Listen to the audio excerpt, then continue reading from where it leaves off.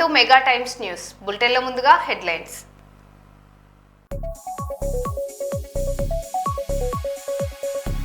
దళిత భూముల కబ్జాకు యత్నం, ఆరోపణలు, భద్రంకుంట భూములపై వివాదం.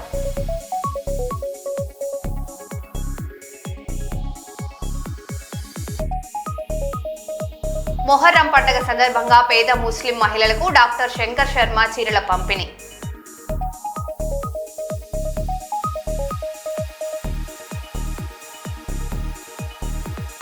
ఏఐ ఐఓటీ రంగంలో కొత్త అధ్యాయం, green guard AI mod IoT solutions ప్రారంభం.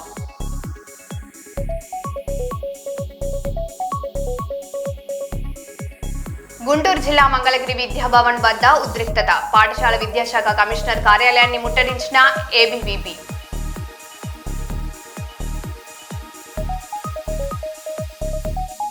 ప్రైవేట్ పాఠశాలలు వద్దు, ప్రభుత్వ పాఠశాలలు ముద్దు, మొహమ్మద్పురం ఎంపీపీ పాఠశాలలో గ్రామస్తులచే ప్రతిజ్ఞ.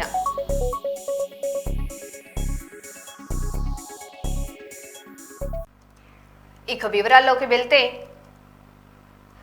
ఆంధ్రప్రదేశ్ రాష్ట్రాన్ని సమాంతరంగా అభివృద్ధి చేయలేక దొరికిన కాడికి దోచుకోవడమే కూటమి ప్రభుత్వం పాలనను నడిపిస్తుందని కర్నూలు మాజీ మేయర్ రామయ్య ఆరోపిస్తున్నారు. ఆంధ్రప్రదేశ్ రాష్ట్ర రాజధాని అమరావతి పేరుతో వేల కోట్లు దోపిడీ చేసినందుకు ప్రణాళికలు చేపట్టారని, అమరావతిలో కేవలం గుంతలు, వాటి నిండా నీళ్లు తప్ప అభివృద్ధి ఏమీ లేదని చెబుతున్న బివై రామయ్యతో Mega Times chief correspondent Meesala Ramaswamy అందిస్తున్న ఫేస్ టు ఫేస్.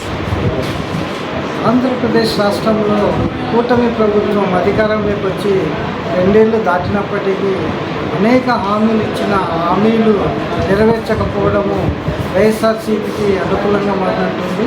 అయితే ఓవైపు కర్నూలుకు హైకోర్టు బెంచ్ అన్నారు.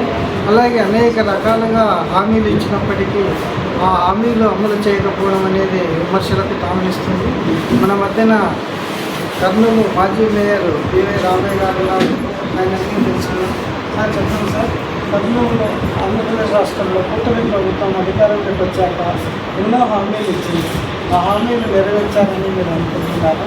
ఇక్కడ అండర్ ఫ్లాప్ 2 సంవత్సరాల్లో దోచుకోవడం దాచుకోవడం తప్ప ప్రజలకు ఇచ్చినటువంటి హామీలు సూపర్ 6 అన్నారు. అండర్ ఫ్లాప్ సూపర్ 6లో కూడా ఏమి ఇచ్చినారు? తల్లి వందనం అన్నారు, ఎగ్గొట్టారు.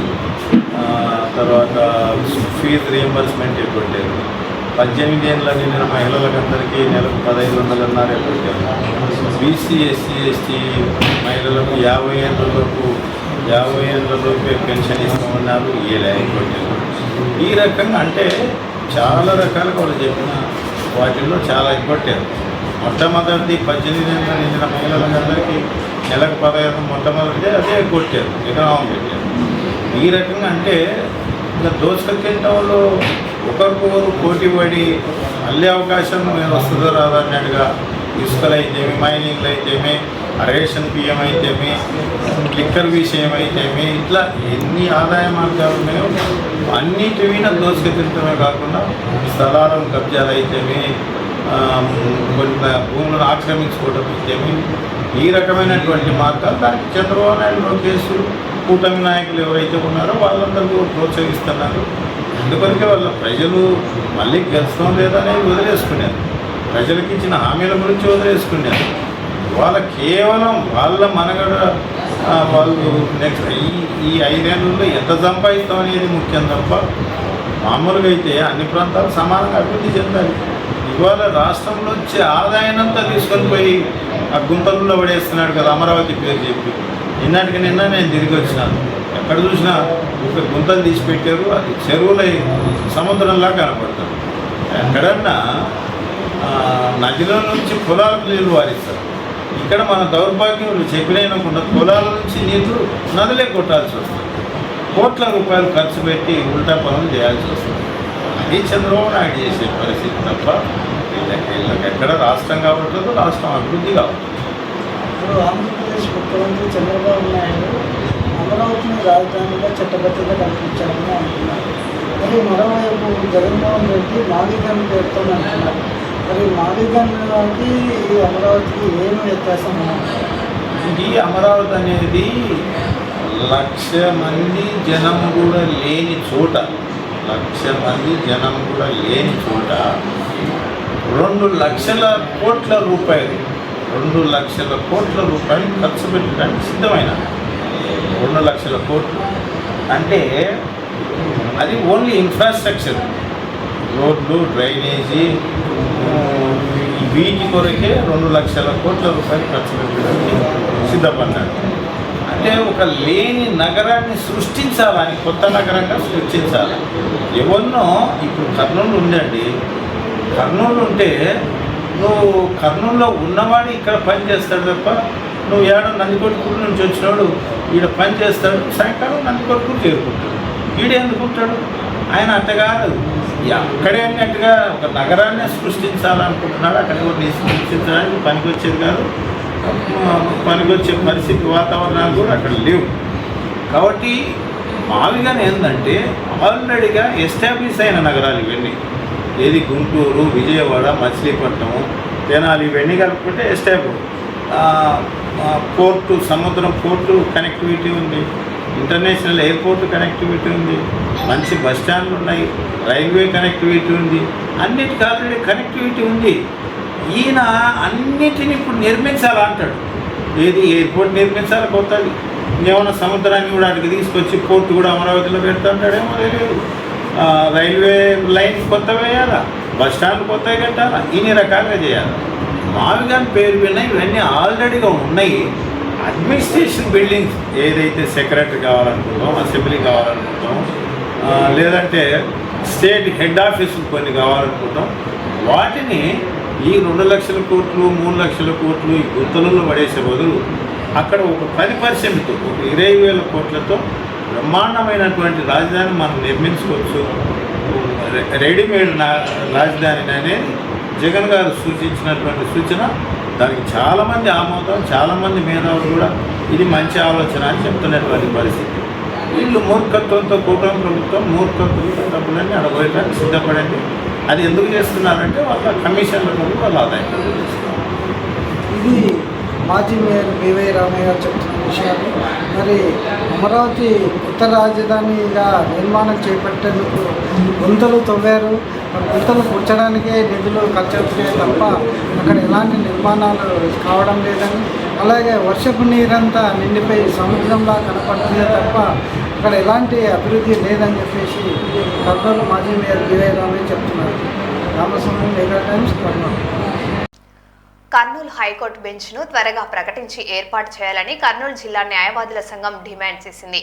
సంఘం అధ్యక్షుడు బి చంద్రుడు మాట్లాడుతూ టీడీపీ ప్రభుత్వం ఏర్పడి 2 ఏళ్లు గడిచినా హైకోర్టు బెంచ్ ఏర్పాటు విషయంలో పురోగతి కనిపించడం లేదని ఆవేదన వ్యక్తం చేశారు.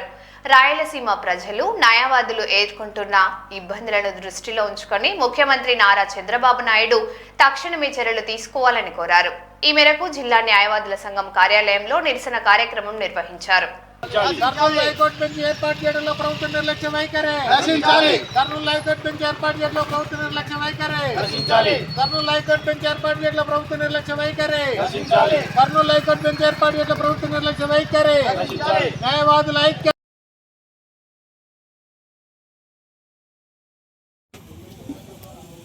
కర్నూలులో హైకోర్టు బెంచ్ ఏర్పాటు చేస్తామని చెప్పేసి తెలుగుదేశం ప్రభుత్వము రాకముందు మేనిఫెస్టోలో పెట్టినారు తెలుగుదేశం పార్టీ వాళ్ళు. ప్రభుత్వం వచ్చి 2 సంవత్సరాలు అవుతుంది. ఇంతవరకు మరి కర్నూలు హైకోర్టు బెంచ్ ఏర్పాటు చేయడం లేదు. అనేక సార్లు మరి నారా లోకేష్ అయితేనేమి, చంద్రబాబు నాయుడు గారు అయితేనేమి మరి అనేక మీటింగుల్లో ఆయన సాక్షాత్ ప్రధానమంత్రి సాక్షిగా కూడా మరి కర్నూలు హైకోర్టు బెంచ్ ఏర్పాటు చేస్తామని హామీ ఇచ్చినారు. మొన్న మహానాడు కూడా నారా లోకేష్ హామీ ఇచ్చినారు, ఏమి హైకోర్టు బెంచ్ ఏర్పాటు చేస్తామని చెప్పేసి. ఇంతవరకు చేయకపోవడం అనేది చాలా ఘోరమైన విషయము. మరి ఎక్కడ ఆగింది అనేది మాకు విషయం తెలియదు. మరి ఈ విషయం గురించి అనేక సార్లు మేము ఎప్పుడు 1993 నుంచి ఉద్యమాలు చేస్తూ ఉన్నాము. అయ్యా మాకు కర్నూలు హైకోర్టు బెంచ్ ఏర్పాటు చేయండి, శ్రీబాగ్ ఉడంబడికను ఇంప్లిమెంట్ చేయండి అని చెప్పేసి. ఒక చోట రాజధాని పెడితే ఒక చోట ఇది ఏర్పాటు చేస్తాం, హైకోర్టు పెట్టాలని చెప్పేసి. మరి చంద్రబాబు నాయుడు ఇది బైఫర్గేషన్ సమయంలో, తెలంగాణ ఆంధ్ర బైఫర్గేషన్ సమయంలో మరి ఆయన చెప్పినాడు అన్ని జిల్లాల్లో అభివృద్ధి చేస్తాము, నేను హైదరాబాద్ని అభివృద్ధి చేసి పొరపాటు చేసిన అని చెప్పేసి. ఇంతవరకు కూడా మరి ఎక్కడ కూడా మరి ఆయన మరి వేరే జిల్లాల మీద కాన్సన్ట్రేట్ చేయట్లే, ఒక అమరావతి మీదనే మరి కాన్సన్ట్రేట్ చేస్తున్నాడు. మరి కర్నూలు జిల్లాలో హైకోర్టు బెంచ్ ఏర్పాటు చేస్తామని ఇంతవరకు హైకోర్టు బెంచ్ ఏర్పాటు చేయడం లే. కారణం ఏంటో తెలియడం లేదు. మేము ఈరోజు మరి గత వారం రోజులుగా మరి బీసీ జనార్దన్ రెడ్డి గారికి అదేవిధంగా ఎన్ఎండి ఫరూక్ గారికి రిప్రజెంటేషన్స్ ఇచ్చినాము. అయ్యా కర్నూలు తక్షణమే ఏర్పాటు చేయాలని చెప్పేసి ఇంతవరకు రిజల్ట్ లేదు. మరి కాబట్టి తక్షణమే మరి కర్నూలు జిల్లా కలెక్టర్ రిప్రజెంటేషన్ ఇచ్చినా కూడా మాకు అపాయింట్మెంట్ చేయలేదు. మరి కర్నూలు జిల్లా బార్ అసోసియేషన్కి మరి ఎందుకు అపాయింట్మెంట్ చేయలేదో మరి మాకైతే అర్థం కావడం లేదు. అయ్యా చంద్రబాబు నాయుడు గారు గౌరవ ముఖ్యమంత్రి గారు మీరు తక్షణమే ఈ విషయం పైన స్పందించి మాకు వెంటనే కర్నూలులో హైకోర్టు బెంచ్ ఏర్పాటు చేయాలనే విధంగా చర్యలు తీసుకోవాలి. లేకపోతే కన్నా మా ఉద్యమం తప్పదంగా మేము ఉద్యమం కర్నూలు తీవ్రతరం చేస్తామని ఈ సందర్భంగా తెలియజేస్తున్నాం. నా పేరు చంద్రుడు, bar association president, Kurnool. Rayalaseema ముఖద్వారం కర్నూలు కలెక్టర్ కార్యాలయంలో దుర్వాసన తట్టుకోలేక ప్రజలు బెంబేలెత్తిపోతున్నారు. కలెక్టర్ కార్యాలయంలో విజయం మిల్క్ డైరీ పక్కన క్యాంటీన్ ను ప్రారంభించారు. కొద్ది రోజులకే మూతపడడంతో క్యాంటీన్ నుంచి వచ్చిన నీరు పురుగులు పట్టడంతో దుర్వాసన వెదజల్లుతుంది. ఇటు మున్సిపల్ అధికారులు గాని అటు కలెక్టర్ కార్యాలయ సిబ్బంది గాని పట్టించుకోకపోవడంతో ప్రజలు దుర్వాసన నుంచి తీవ్ర ఇబ్బందులు పడుతున్నారు.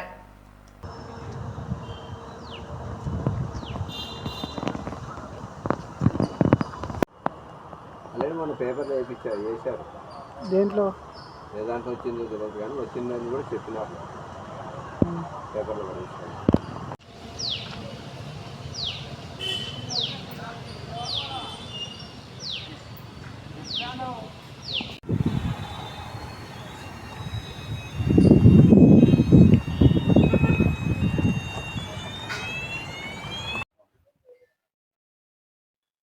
రాయలసీమ ముఖద్వారం కర్నూలు నగరంలోని కలెక్టర్ కార్యాలయంలో దుర్వాసన వెదజల్లుతుంది. అయితే కర్నూలు కలెక్టర్ కార్యాలయంలోని విజయ మిల్క్ పక్కన ఉన్న ఒక క్యాంటీను నుంచి వచ్చిన నీరు నిలిచిపోవడంతో ఈ దుర్వాసన వెదజల్లుతుంది. అయితే నెల రోజులుగా ఈ వాసన కొనసాగుతున్నప్పటికీ ఇటు మున్సిపల్ అధికారులు కానీ మరి కలెక్టరేట్లో ఉన్న సిబ్బంది కానీ ఈ దుర్వాసనకు చర్యలు తీసుకోకపోవడము ప్రజలలో తీవ్ర నిరసన వ్యక్తమవుతుంది. మరి ఇప్పటికైనా మున్సిపల్ అధికారులు కానీ అలాగే కలెక్టరేట్లో ఉన్న కార్యాలయ సిబ్బంది కానీ ఇక్కడున్న ఈ దుర్వాసనను తొలగించాలని, ఈ దుర్వాసన నుంచి ప్రజలను కాపాడాలని అనేక మంది కలెక్టరేట్కి వచ్చిన అర్జీదారులు కానీ అలాగే వినియోగదారులు కానీ అలాగే ప్రజలు కానీ కోరుతున్నారు. మరి వేచి చూద్దాం, అధికారులు స్పందించి దుర్వాసన నుంచి ప్రజలకు విముక్తి కలిగిస్తారా లేదా అనేది వేచి చూడాల్సిన అవసరం ఉంది. Ramaswamy, Mega Times, Kurnool collector కార్యాలయం. కట్ చేయి. అదే హెయిర్ ట్రాన్స్ప్లాంట్ కోసం కర్నూలులో నూతన డాక్టర్ రాకేష్ రెడ్డి క్లినిక్ ఏర్పాటు చేశారు. నగరంలోని గాయత్రి ఎస్టేట్ లో నూతనంగా ఏర్పాటు చేసిన డాక్టర్ రాకేష్ రెడ్డి క్లినిక్ ను గురువారం ఉదయం పూజా కార్యక్రమాలు నిర్వహించి ప్రారంభించారు. ఈ సందర్భంగా డాక్టర్ రాకేష్ రెడ్డి మాట్లాడుతూ ఆధునిక చికిత్స ద్వారా హెయిర్ ట్రాన్స్ప్లాంట్ చేస్తున్నామన్నారు. ఈ సదుపాయాన్ని కర్నూలు జిల్లా వాసులు సద్వినియోగం చేసుకోవాలన్నారు. తక్కువ ఖర్చుతో చర్మ వ్యాధులకు మరియు హెయిర్ ట్రాన్స్ప్లాంట్ కు మంచి చికిత్స అందుబాటులో ఉందని డాక్టర్ సాహితి రెడ్డి తెలిపారు.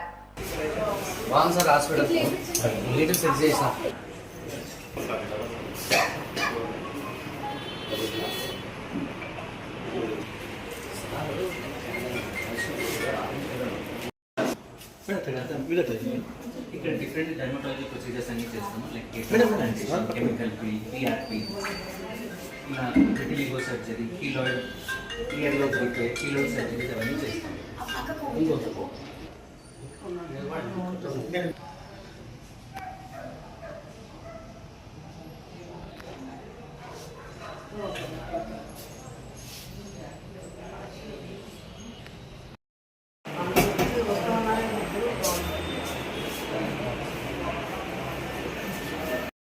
స్కిన్ క్లినిక్ ఓపెన్ అవుతుంది గాయత్రి ఎస్టేట్స్లో.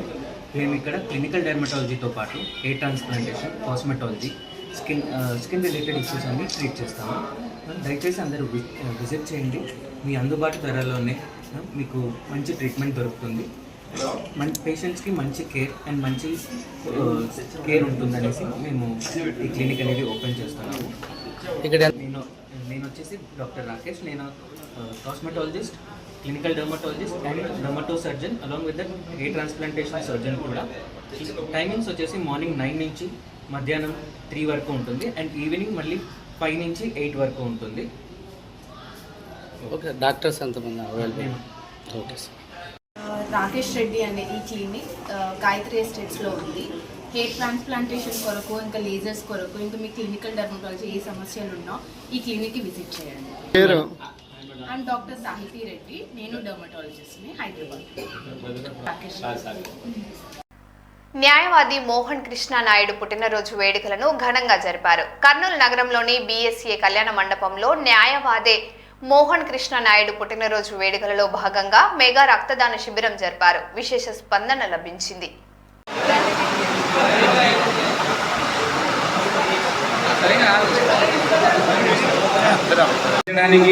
లక్ష్మీదేవి గారు ఇచ్చేసినారు.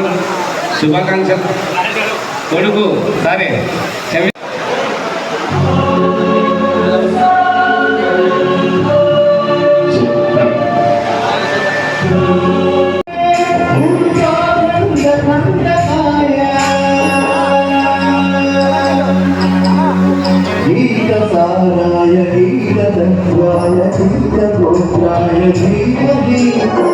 పిల్లలకు ప్రత్యేకంగా ధన్యవాదాలు.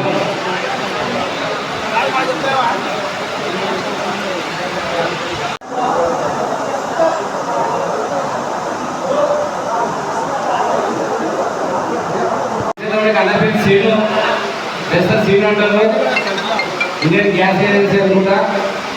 మరి మోహన్ కిషన్ గారికి టౌన్లోకి ఒక గోడ కట్టించడం అంటే దాన్ని గొప్పనిగా రీచ్ అవుతుంది.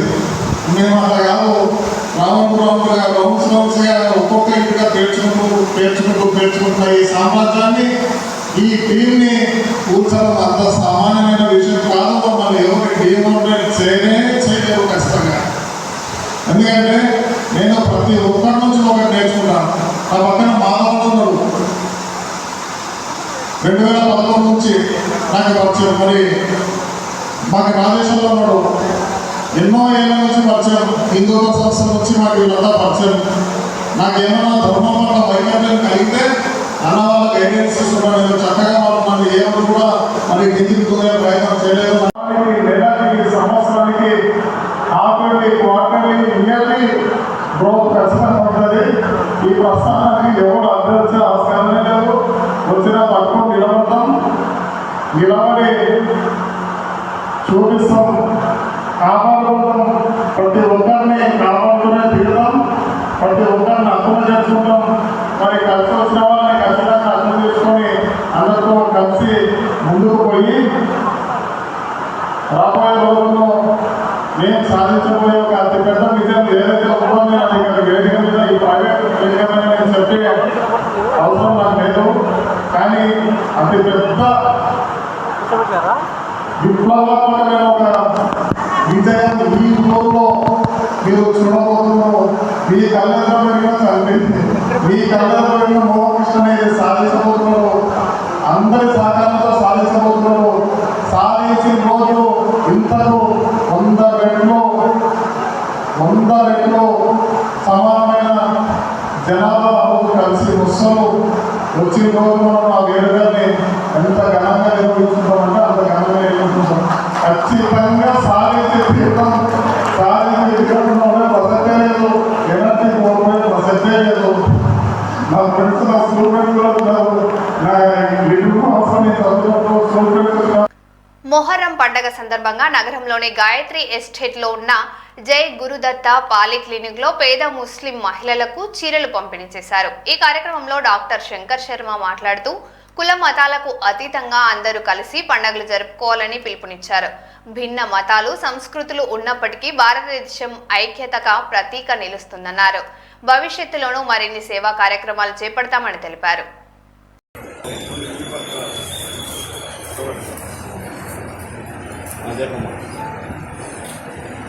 देखो मन नीचे देखो रेडी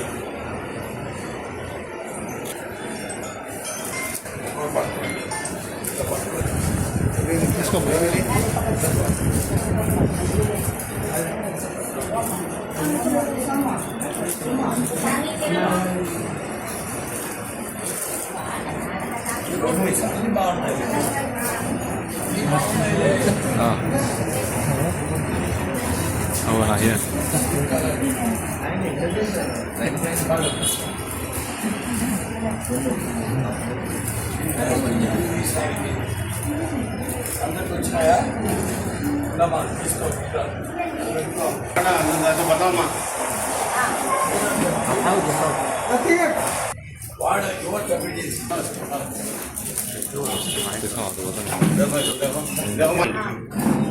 देखो माँ इधर देखो रेडी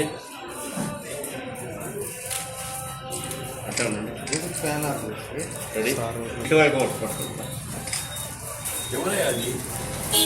देखो माँ इधर देखो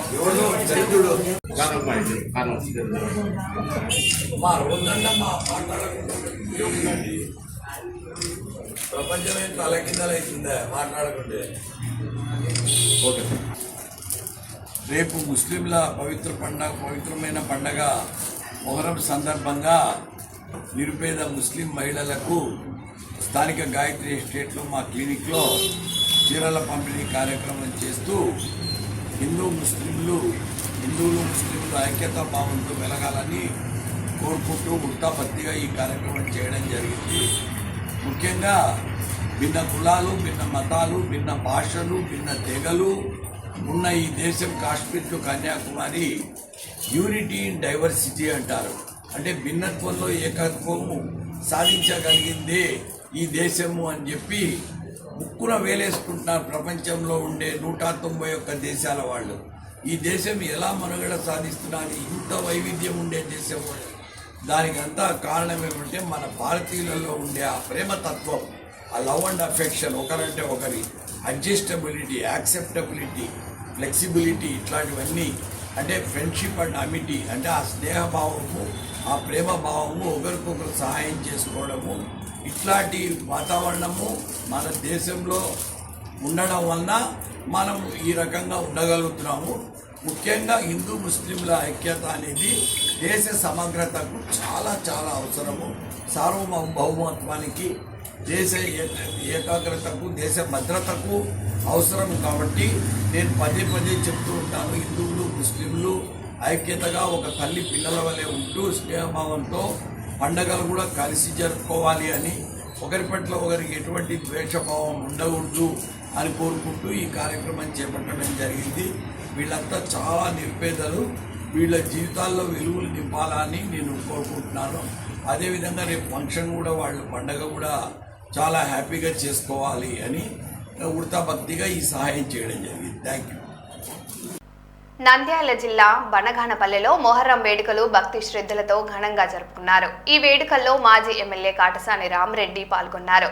మాజీ ఎమ్మెల్యే స్వగృహం నుండి ముస్లిం సోదరులతో కలిసి వెళ్లి హజరత్ అబ్బాస్, ఇమాం హుసేన్, ఆషూర్ ఖాన్లతో పాటు పలు ఆషూర్ ఖాన్ల వద్ద పూల దాచర్లు సమర్పించి ప్రత్యేక ఫాతిహాలు, ప్రార్థనలు చేశారు.